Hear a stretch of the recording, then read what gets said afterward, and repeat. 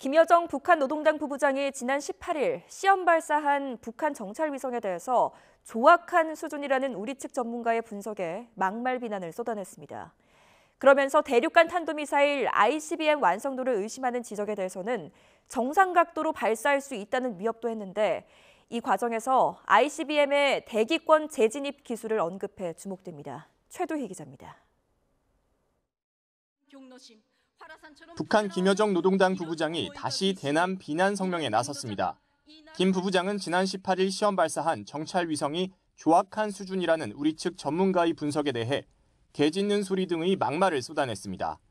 그러면서 대륙간 탄도미사일 ICBM의 정상각도 시험 발사를 내비쳤는데 김 부부장은 곧 해보면 될 일이고 보면 알게 될 거라고 밝힌 겁니다.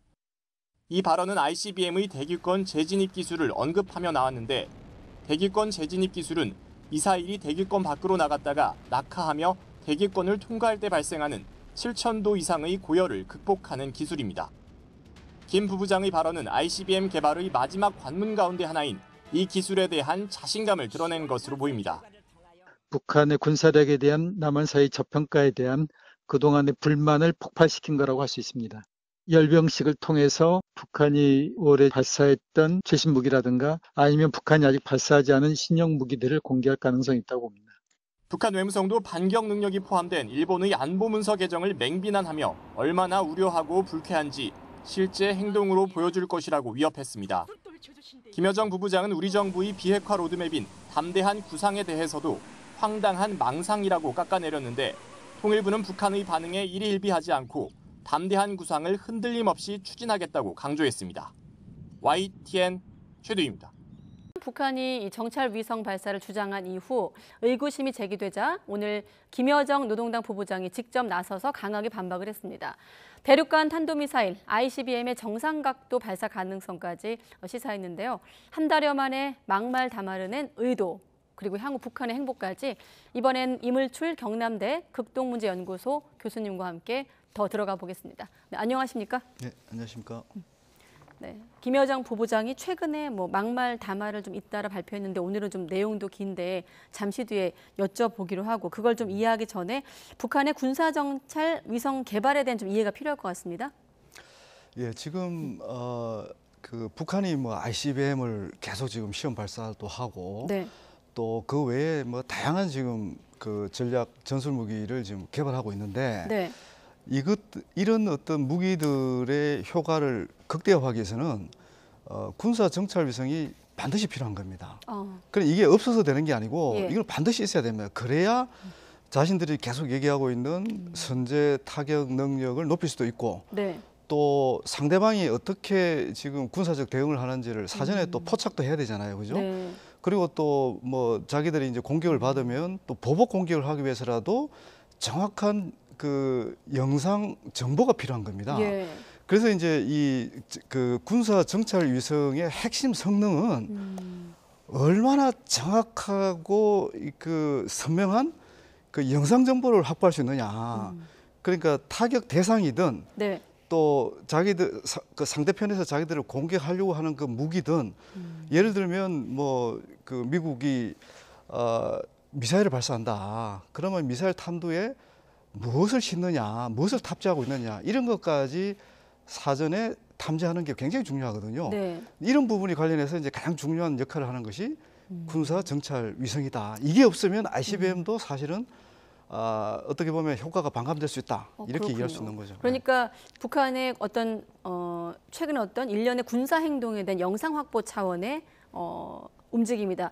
구체적으로 지금 내용에 내년 4월까지 군사 정찰 위성 1호기를 준비를 끝낼 것이다라는 말이 그렇죠. 있거든요. 예. 조금 더 설명해 주시면요. 자, 그래서 이제 과연 이게 우리 정부가 얘기하는 군당국 얘기하는 중거리 미사일이냐, 탄도 미사일이냐, 아니면 네. 이제 인공위성이냐 이렇게 이제 보는 건데 우선 우리가 이해해야 될 게 방금 제가 설명했지만 북한이 군사 정찰 위성을 위해서 얼마나 과거부터 지금까지 노력해 왔느냐를 우선 봐야 되는데 네. 당장 올해도 2월달, 3월달에 정찰 인공위성을 시험 발사했어요. 우리는 그게 이제 ICBM 시험 발사라고 또 규정을 했죠. 네. 그때 얘기한 게 뭔가 하면 군사 정찰 위성 개발을 위한 중요 시험을 했다.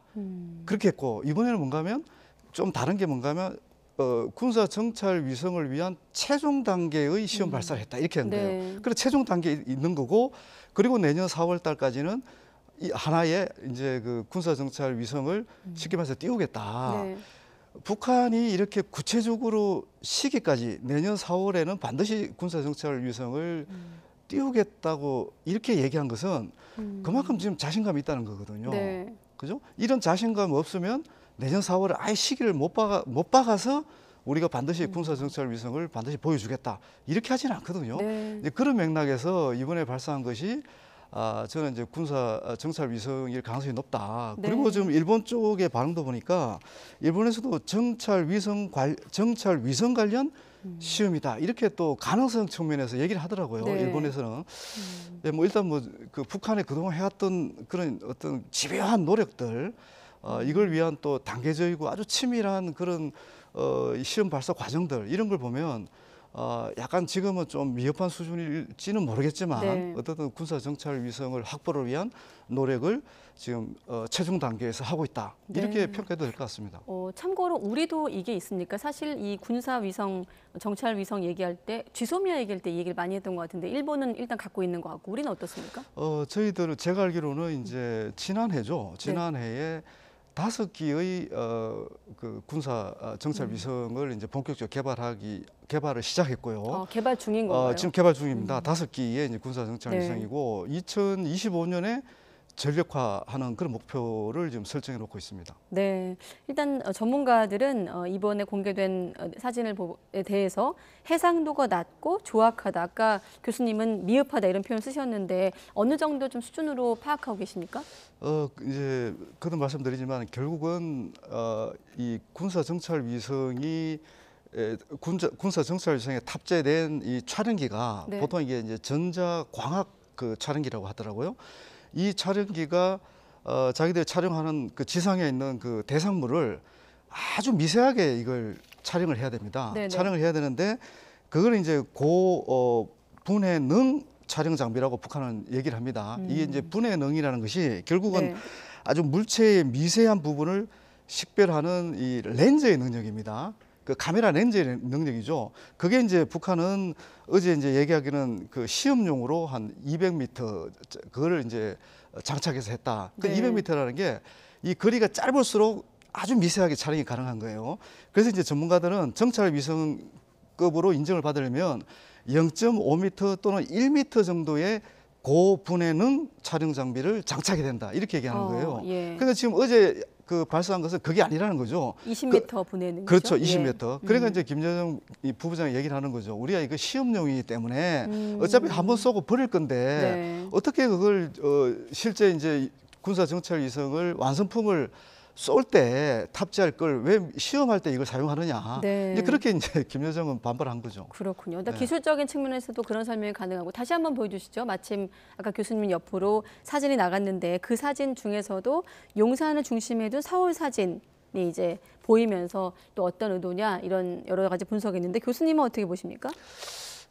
이제 뭐 많은 분들은 저게 이제 일종의 공격 대상물을 미리 시사한 거 아니냐 이렇게 보는데 저는 조금 또 좀 신중하게 보는 편입니다. 예. 그러니까 김여정 그 부부장 담화물에 나와 있지만 어떻든 이 시험용 그 정찰 위성을 이제 그러니까 좀 더 구체적이게 하면 시험용 촬영 장비를 이제 그 발사를 해본 거죠. 네. 인공위성에 실어서 발사를 해봤는데 시험용 촬영 장비. 그죠? 예. 이제 그래 했는데 거기서 찍은 사진의 일부분을 노동신문을 통해서 북한 주민들에게 있는 그대로 알려주기 위해서 자기는 공개한 거다. 이렇게 설명 그렇게 하고 있어요. 네. 뭐 그렇지만 이제 북한의 주장을 또 액면 그대로 또 신뢰할 수 있을지는 또 별도의 문제고. 네. 어떻든 북한은 이제 이게 아주 조금은 조악한 수준이긴 하지만 정찰 그 위성이 지금 작동하고 있다. 자기들은 지금 만족하는 거예요 지금. 네. 그러니까 가장 중요한 게 어떻든 이 군사용 정찰 위성에서 어떤 중요한 대상물을 촬영을 하고 그걸 이제 그 관제센터에서 그걸 예를 들어서 이제 인공위성에서 그걸 발사를 하면 그걸 발신을 하면 송신을 하면 그걸 관제센터에 받을 거 아닙니까, 그죠? 예. 그 받은 걸 이제 공개를 한 거거든요. 그러니까 그래서 이제 자기들이 이번 시험 발사는 어느 정도 성공했다. 그리고 최종적으로 이제 완성도가 높은 군사용 정찰 위성은 내년 4월달에 그러면 띄우겠다. 네. 뭐 이렇게 지금 얘기를 하고 있는 거죠. 그런데 또 일부 전문가들 시각에서는 물론 좀 이 질문이 허무하고 좀 공허할 수도 있겠습니다만 정찰 위성 시험이 맞는가라는 또 의문을 제기하고 있거든요. 이런 부분은 어떻습니까? 조작 가능성에 대한 의혹? 김정은 위원장이 지금까지 많은 이 무기 시험을 했고요. 네. 또 그거 관련해서 이제 공개한 것도 있고 또 공개하지 않은 것도 있는데 물론 그동안의 어떤 내용을 보면 100% 진실이 담겨있다 이렇게 평가할 수는 없을 것 같아요. 예. 부분적으로 뭐 심리전 차원이든 또 기만 차원이든 좀 어떤 그런 측면에서 이제 사진을 공개한 것도 있는데 그런데 이제 그 과거의 패턴을 보고 또 현재의 패턴을 보면 사실 금방 들통이 날 수 있는 거짓된 정보를 공개하지는 않는다. 일단 그렇게 봐야 되거든요. 네네. 왜냐하면 예를 들면 북한 자기들이 지금 군사 정찰 위성을 지금 계속 지금 시험 발사하고 완성도 높이고 있다 얘기도 하고 ICBM도 지금 계속 발사하고 이러고 있는데 그리고 또 사진도 공개하잖아요. 또 공개를 하면 우리 남쪽에서 또 미국 쪽의 전문가들이 이걸 아주 구체적으로 또 분석을 다 하거든요. 또 분석한 내용들을 또 시시각각으로 또 자기들이 언론 보도 내용을 통해서 또 자기들도 그걸 입수를 하고 있어요. 네. 그러다 보니까 이게 이제 자기들이 잘못된 정보를 공개한다면 자기들의 어떤 신뢰성, 무기 성능에 대한 신뢰성을 급격하게 떨어뜨릴 수가 있거든요. 과연 이런 행동을 할까? 이제 그런 부분에 대해서는 제가 좀 의구심을 갖고 있는 거죠. 네. 아무튼 최근 지난 10월을 기점으로 북한의 어떤 전방위적인 도발 이후 북한에서 우린 이렇게 정보를 갖고 있고 탐지력을 좀 과시하려고 밝혔는데 여기에 대해서 우리 전문가들의 평가에 대해서 북한이 이제 오늘 김여정 부부장 같은 경우는 굉장히 불쾌감을 표현했는데 거친 단어를 쓰면서도 반박을 했습니다. 네. 그러니까 이제 우리 전문가들이 저는 잘못 분석했다고 보지를 않습니다. 왜냐하면 자기들이 이제 그 군사용 정찰 위성을 통해서 찍은 2장의 사진을 노동신문에 공개했는데 네. 우리로서는 그것만 보고 분석하고 평가할 수밖에 없잖아요. 그러고 보니까 그 보내온 사진은 굉장히 해상도도 떨어지고 네. 아주 정확한 수준이다. 사실 그렇게 평가할 수밖에 없어요. 예. 그리고 이제 군사 정찰 위성이 되려면 정말 고해상의 아주 해상도가 높은 그런 영상을 이제 증명해 줘야 되는데 네. 이번에 시험 촬영에서는 그걸 안 보여준 거예요. 그죠?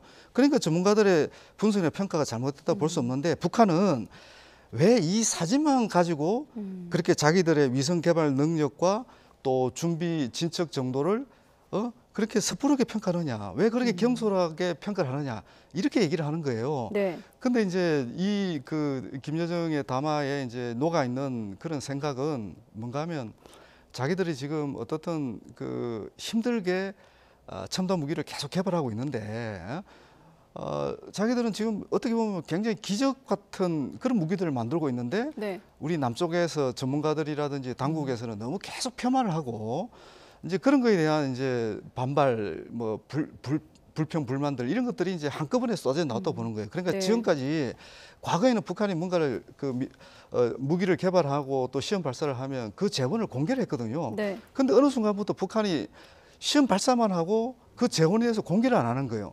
그럼 우리는 나름대로 보여지는 부분들만 가지고 평가를 할 수밖에 없잖아요. 그죠? 그러다 보니까 이제 북한이 자기들이 좀 과시하고 싶은 거하고 우리가 평가하는 부분하고 계속 차이가 날 수밖에 없는 거예요. 네네. 이제 그런 어떤 불만들이 계속 누적이 되면서 이번 담화를 통해서 좀 많이 좀 쏟아냈다. 막말까지 동원해서 쏟아냈다. 뭐 이렇게 네. 이제 봐야 되겠죠. 제가 입에 그대로 좀 담아서 전달하기 좀 애매한 부분이 민망하죠. 있어서 네. 화면에 좀 준비해 주시고 김여정 부부장의 언급에 대해서 특히나 ICBM 같은 경우는 대기권 기술이 미흡하다 이런 지적에 대해서 김여정 부부장이 보여주시죠. 이렇게 좀 거칠게 표현을 하기도 했는데 어떻습니까? 이렇게 좀 담화 이후에 지금 보면 정상각도 발사를 시사했거든요. 이렇게 좀 담화문 발표 이후 실행으로 옮겨질까요? 어떻게 예상하십니까? 지금 이제 북한이 이렇게 얘기했어요. 이제 뭐 당신네들이 우리가 지금 이 ICBM 대기권 재지류 기술이 이제 미흡하다고 계속 얘기를 하는데 그러면 우리가 한번 증명해 보이겠다. 네. 이제 그렇게 일단 얘기를 했어요. 얘기를 했는데 사실은 이제 이 재진입 그 기술을 보여주기 위해서는 정상 각도로 발사하는 게 불가피하다 이렇게 이제 보는 거잖아요. 근데 정상 각도라는 게 이제 30도에서 45도 정도로 이제 발사를 하게 되면 네. 적어도 6,000km 이상을 이제 날아가게 되는 거예요. 이제 그러다 보면 뭐 하와이라든지 또 미국 영토에 근접한 그런 어떤 이제 탄도 능력을 보여줄 수가 있겠죠, 그죠?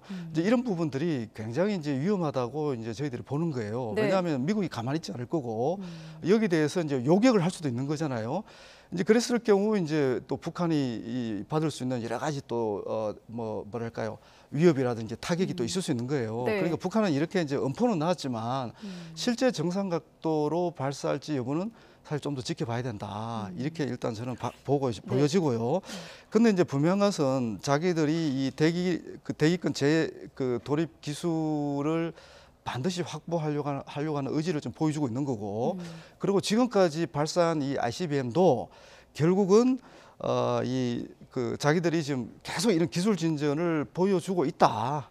이걸 지금 계속 강조를 하고 있거든요. 네. 이런 부분들이 저희들이 굉장히 또 우려스럽게 봐야 될 부분이죠. 그러니까 북한의 이런 반발이 어떤 사실에 근거하지 않은 막연한 음포라면 저희들이 또 뭐 가볍게 넘어갈 수 있는데 네. 이 김여정의 담화 내용에는 상당히 우리가 의미심장해 볼 팩트들이 많다. 이를테면 어떤 게 가장 눈에 띄십니까? 그러니까 이제 방금 얘기했던 이제 대기권 재진입 기술과 관련해서도 자기들이 이제 ICBM 발사를 했는데 이게 이제 조종 전투부의 원격 자료를 이게 탄착 순간까지 계속 자기들이 수신하고 있다, 수신해왔다. 그거는 뭔가 하면 그러니까 대기권에 재진입해서 한 이후에도 자기들이 거기에서 받아들이는 어떤 신호들을 받아들이고 있다. 어느 정도는 이제 역할을 이제 그런 기능이 있다는 것을 이제 강조하는 거거든요. 네. 그 부분도 있고 뭐 하여튼 여러 가지 내용들이 많더라고요. 주목할 부분들이. 네, 예. 알겠습니다. 자, 올해도 열흘 정도밖에 남지 않은 상황이고 돌이켜 보면 뭐 교수님하고도 북한이 도발할 때마다 속보를 통해서도 교수님과 좀 분석을 했습니다만 전례 없는 어떤 전방위적 도발을 감행하면서 안전핀 역할을 했던 지금 9.19 군사합의도 위반하기도 했고 사실 담화문 발표 이후 매번 그랬던 건 아니지만 도발로 이어진 경우들도 있었거든요. 이렇게 한번 질문 드릴게요. 뭐 도발 가능성은 여러 번 질문 드렸으니까 지금의 어떤 북한이 바라보고 있는 지향점은 종착점이 대화일까요? 아니면 대치 국면일까요? 어떻게 보십니까? 이 부분과 관련해서는 이제 김정은 위원장이 여러 차례 얘기했습니다. 미국의 대북 적대시 정책이 중단될 때까지 자기들은 핵 미사일 무력을 계속 고도화시키겠다. 그리고 미국이 자신들을 향해서 어떤 군사적 위협도 하지 않는 순간까지는 자기들은 계속 핵 무력을 계속 강화시킬 수밖에 없다. 이렇게 얘기했거든요. 그런데 이제 북한도 이런 이 첨단 무기를 계속 개발할 수 있는 능력이 저는 어느 순간에는 한계에 봉착할 거라고 봅니다. 예를 들어서 이번에도 그렇잖아요. 우리 같으면 예를 들면 이런 시험용 군사용 정찰 위성을 발사할 때라도 네. 고성능 첨단 촬영기를 장착할 수 있는 거거든요. 북한은 이제 그런 상황이 안 되니까 예를 들면 발사 미사일도 구형 노동 미사일을 사용을 했고 그 구형 노동 미사일에 장착한 이 촬영기도 사실은 굉장히 구형인 거죠. 네. 어떻게 보면 시험용 한 번 쓰고 버려야 되니까 이제 이런 맥락에서 북한도 지금 이런 어떤 첨단 장비들 자기들이 지금 과시하려고 하는 5대 전략 무기를 만들 때 필요한 여러 가지 이런 첨단 장비들이라든지 부품이라든지 이런 것들이 한계가 있을 수밖에 없는 거예요. 이런 네. 것들이. 그래 계속해서 이렇게 미국하고 맞서서 미국의 대북 적대시 정책이 중단할 때까지 과연 핵 무력과 또 첨단 미사일 무기를 계속 개발할 수 있을까? 이 부분에 대해서 저는 상당히 의구심을 가지고 있거든요. 예. 그러니까 어느 순간 아직은 저희들이 그 시점을 예측하기 어렵지만 어느 순간 북한은 협상 대화에 나올 수밖에 없다. 근데 그 순간을 아직은 알 수 없고 아직은 북한이 미흡하다고 하니까 우리를 충분히 더 위협할 수 있는 선제 공격 능력 또 보복 타격 능력을 계속 지속적으로 개발하고 있는 이 과정들 네. 그걸 또 기술적으로 어느 정도 증명하고 있는 부분 이게 이제 상당히 우려스러운 거죠. 네, 질문거리가 많은데 시간이 벌써 거의 다 됐습니다. 마지막으로 일본 얘기를 안 할 수가 없는데 김여정 부부장이 남한을 향해서 이제 담화를 발표했다면 같은 시각 비슷한 시각의 외무성 같은 경우는 일본을 향해서 침략 노선을 공식화했다.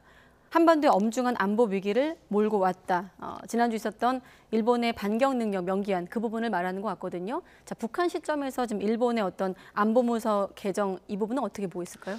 지금 아주 시점이 묘한데 그죠?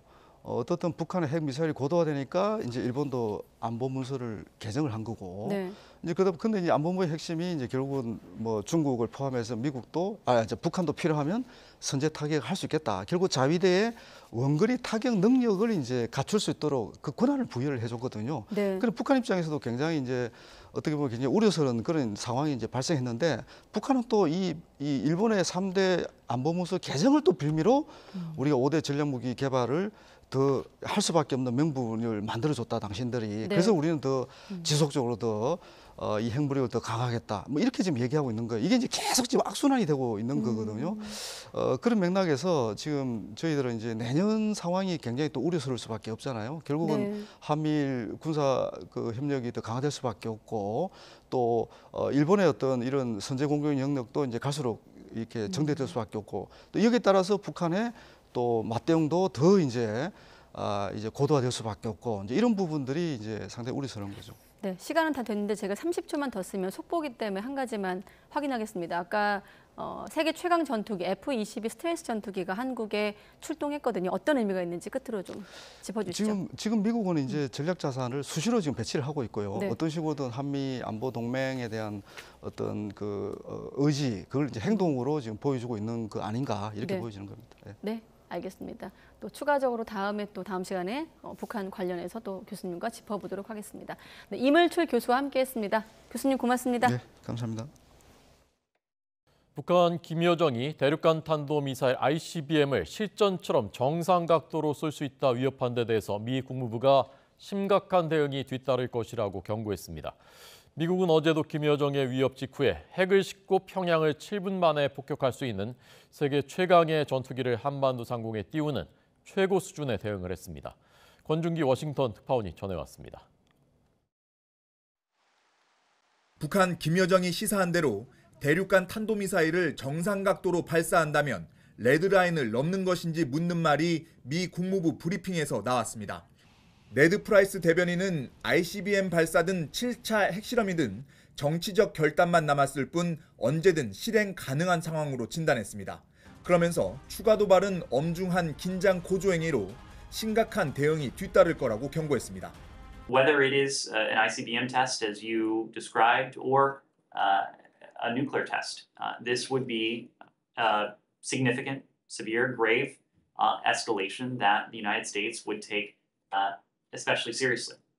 미 국무부는 한국, 일본과 긴밀히 협력해 북한 위협에 억지력을 갖추도록 노력할 것이라며 만약 북한이 도발을 강행하면 추가 조치하겠다고 밝혔습니다. 다만 외교적 해법 가능성은 이번에도 열어놨습니다. 김여정의 ICBM 정상각도 발사 위협 발언이 나온 날 최강 전투기로 꼽히는 F-22 스텔스기와 F-52 폭격기를 동시에 한반도에 띄운 미 공군. 미 국방부는 최근 핵무기를 탑재할 수 있는 B-2 전략 폭격기의 오작동으로 비행이 중지된 것과 관련해 B-2 없이도 북한 등의 위협에는 대응할 수 있다고 자신했습니다. 특히 한반도 인근에 전개한 B-52 폭격기가 B-2를 대신할 수 있는 전략 자산이라는 점을 분명히 했습니다. We also have the B-52, which is both conventional and nuclear capable. But I'm confident that we continue to maintain the bomber capability that we need to deter adversaries.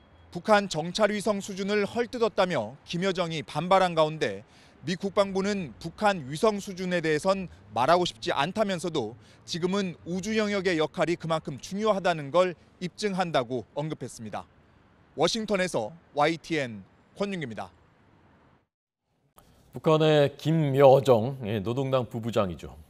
어제 담화문을 냈습니다. 대륙간 탄도미사일 ICBM을 정상 각도로 쏘겠다라고 위협했습니다. 네, 미사일을 높이 쏘아 올려 동해상으로 떨어지게 하는 기존의 고각 발사 대신 미사일을 정상 각도로 발사하는 방식으로 사거리를 늘려서 미국의 본토까지 타격할 수 있다는 의미인데요.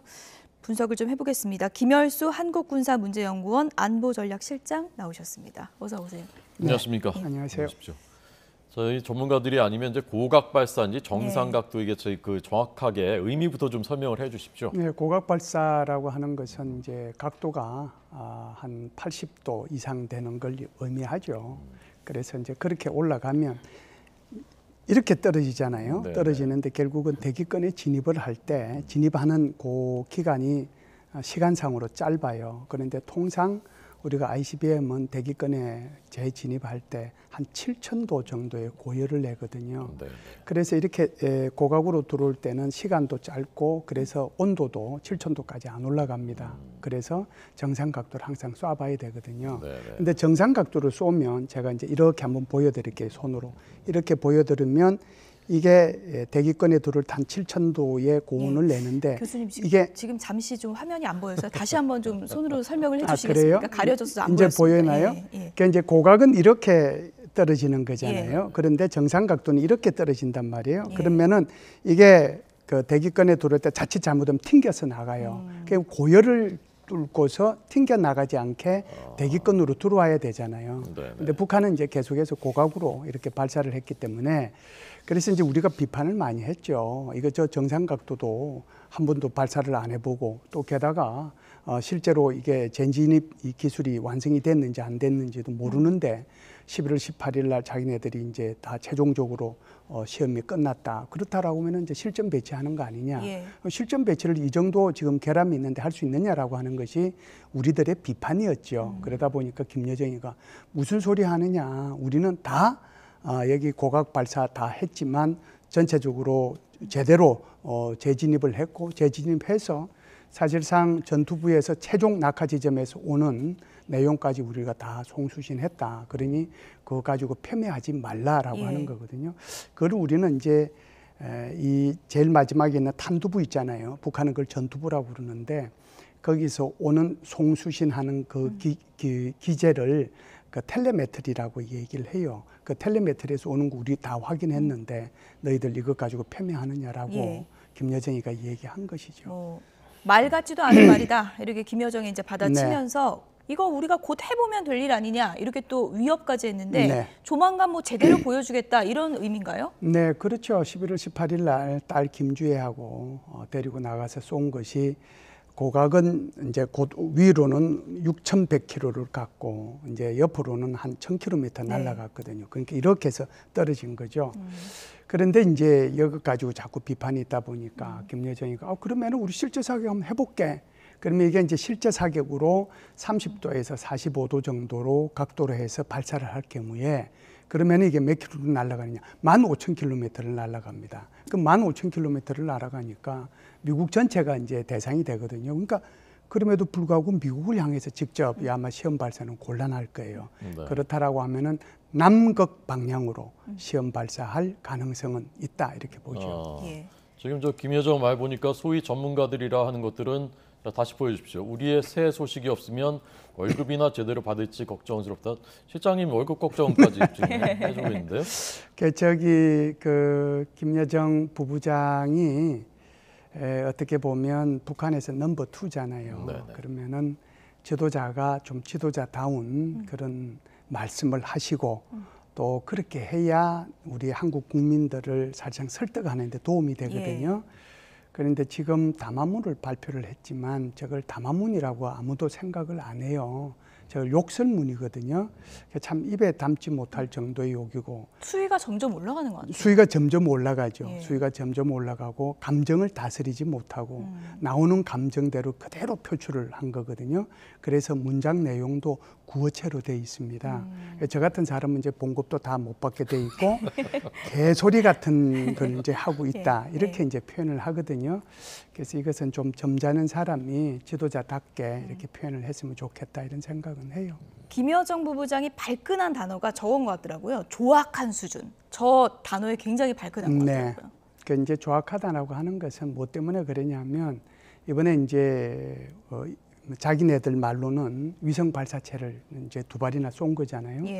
쏘았는데 그 결과를 발표를 안 했으면 모르는데 우리는 그걸 이제 소위 말하는 저 준정거리 미사일이라고 이렇게 미들 레인지 발리스틱 미사일이라고 발표를 했는데 북한에서 아니고 그게 아니고 우리는 이거 위성 발사체로서 발사를 한 거다. 네. 그러면서 공개를 한 게 뭐냐면 지도 사진을 공개를 했거든요. 예. 그래서 우리 용산이 들어간 한강 그리고 이제 인천 이 두 군데 지도를 보여주고 그러면서 우리의 해상도 우리가 쉽게 얘기하면 예. 얼마만큼 이제 정확하게 볼 수 있느냐 하는 것을 예. 20m 정도 볼 수 있는 곳으로 지금 저 사진이죠. 예, 저게 이제 20m 정도 볼 수 있는 곳으로 했다 이렇게 이제 표현을 했는데 그러다 보니까 저게 이제 조악한 수준이라고 얘기할 수밖에 없죠. 저게 이제 구글 사진에 나오는 그 영상 사진보다도 더 안 좋은 거거든요. 예. 그러다 보니까 이제 그 김여정이가 무슨 소리 하느냐. 우리 지금 이거 뭐 겨우 한 800초 좀 넘게 첫 번째 쏜 거기에 미사일에 그렇게 고성능의 카메라가 탑재된 걸 쏘았겠느냐. 그런데 우리가 다음에 쏠 때는 훨씬 더 고성능의 카메라를 탑재해서 쏠 거다. 그 예. 얘기를 했어요. 그래서 저것만 보면 조악한 건 사실이죠. 왜 그러냐면 저것이 정찰 위성으로 쓸 수 없는 게요. 우리 지금 그 미국이 가지고 있는 정찰 위성은 KH, 키홀이라고 얘기하는데 그게 이제 한 15cm 정도까지 찾아내거든요. 그러면은 이제 뭐 자동차 번호판 알 수 있는 거고 지금은 더 발전이 돼서 5cm 정도까지 간다라고 하니 사람 얼굴에 눈, 귀, 코, 입 이걸 구분해낼 수 있을 정도까지 갔단 말이죠. 그러면 한국이 가지고 있는 것은 아직은 정찰 위성을 발사를 안 했습니다만은 내년부터 이제 2025년까지 우리가 정찰 위성 5대를 이제 확보할 텐데요. 거기에 목표가 해상도 30cm입니다.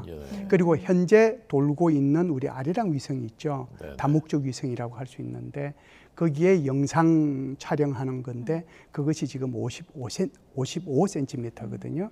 근데 저게 지금 20m라고 그러니까 그냥 상식적으로 50cm하고 20m는 이거는 뭐 상상을 초월하는 거거든요. 그 20m 해상도를 가지고 어떻게 이걸 정찰 위성으로 사용하겠어요. 그러다 보니 조악하다라고 표현을 했는데 이것 가지고 이제 발끈한 거죠. 그런데 제가 볼 때는 이제 이게 마지막 시험이라고 얘기를 했거든요. 그리고 내년 4월 달에 정찰 위성 1호를 발사한다고 그랬어요. 그렇기 때문에 제가 볼 때는 내년 4월 달에 발사할 때는 이 해상도가 훨씬 더 좋은 제가 볼 때는 뭐 지금 20m는 전혀 아닐 것 같고요. 그렇다고 해서 미국이 지금 추구하고 있는 15cm, 5cm는 더더욱 아닐 것 같고 한국이 지금 하고 있는 50cm까지 뭐 갈지 안 갈지는 모르지만 그때 정찰 위성을 발사해서 한번 영상이 찍혀봐야 그걸 공개했을 때 우리는 어느 정도의 화성도, 해상도를 가진 그런 정찰 위성인지를 알 수 있는데 대신에 무시해서는 안 된다 이런 생각은 저는 해요. 설령 저 사진이 이제 구글 맵보다 못한 해상도라고 하더라도 우리가 가진 핵폭탄으로 서울 뭐 용산이든 인천이든 공격할 수 있다라는 위협을 하는 용도로는 충분히 그 효용이 있는 건 아닙니까? 정확하게 말씀을 하셨는데요. 사실은 북한이 이렇게 정찰 위성을 올해 발사한 것은 이번에 처음이 아니고요. 2월 26일 날도 발사를 하고 3월 초에도 발사를 했거든요. 두 번에 걸쳐서 발사를 하면서 그때 공개한 것이 두 가지가 있어요. 하나는 지구위성 사진 하나 공개했고 하나는 북한 지역을 공개했거든요. 그런데 이제 이번에 그때하고 다른 것은 우리 한국 지형을 공개를 했다는 거죠. 그게 지금 이제 질문하신 거하고 맥을 같이 한다고 볼 수 있는데 사실상 정찰 위성을 갖고자 하는 것은 이동하고 있는 표적들을 찾아서 그걸 때리겠다고 하는 거잖아요. 고정 표적이라고 하는 것은 한국이 북한에 대해서 북한이 한국에 대해서 이미 리스트업 다 돼 있어요. 어디가 고정 표적인지 다 알아요. 중요한 것은 사실상 이동하고 있는 중요 표적을 실시간으로 파악을 해서 때린다라고 하는 것이 핵심이잖아요. 그래서 정찰 위성이 필요하거든요. 그래서 이번에 공개한 것은 화상도도 떨어지고 조악하고 하지만 우리가 훨씬 더 좋은 카메라를 탑재를 하면 한국의 이동 표적들이 어디로 움직이는지 그걸 확인을 해서 우리가 때릴 수 있다. 그러니 긴장하라. 우리도 킬체인 능력을 가지게 된다. 그것을 이번에 보여줬다라고 봐야죠. 김여정 담화문이 이제 비난 수위가 훨씬 높아졌고 욕설문이라고 이제 표현도 해주셨는데 시점을 보면은 하노이 협상 결렬 이후에 김여정이 이렇게 전면에 나서서 굉장히 강한 발언을 하고 있거든요.